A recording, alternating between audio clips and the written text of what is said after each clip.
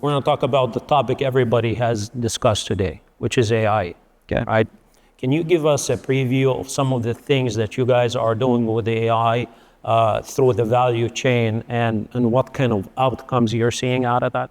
We've got a lot going on, as many of you in the room probably do as well, across our manufacturing space. And then, of course, I'll touch on our supply chain space. And we've been at it for a few years now. Like most, started with more of machine learning, incorporating things like optimization engines and such into our processes, whether that's around our demand forecasting or like even our dealer-facing type of activities when it comes to customer comes in, they're looking for a vehicle, not able to find the vehicle they want, but on the website, it can actually provide patterns of recommendations based on great match, good match. So those are some new things that we've introduced. Manufacturing side, of course, a lot of focus on the quality. Yeah. Of course, a lot of focus on internal logistics. Also, where data can really surface more difficult challenges in the process, like welding, paint. That's right. Those are really critical for us on that manufacturing space. So we've been making that journey, especially on the supply chain side now, from AI ML. We've incorporated into our products, some generative AI and some more chat interactions. And of course, right now we're heavy into agentic AI and looking how to apply agents, but also these systems of agents across our entire operation, whether that's from, again, demand and supply, logistics, our supplier partnerships, the procurement process.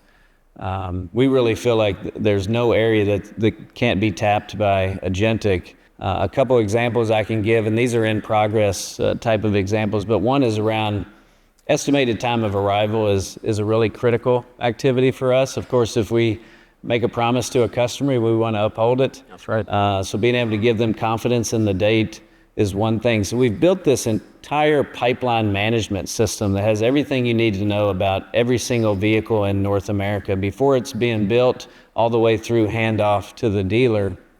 And the interaction right now, as you can imagine, we have a lot of legacy systems that we're still replacing and retiring.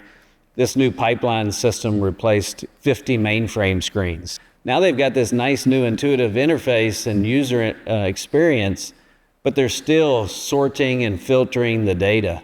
So then we've incorporated like a chat bot where now it can knows that, hey, I want to know tell me all the vehicles that are delayed for a particular region.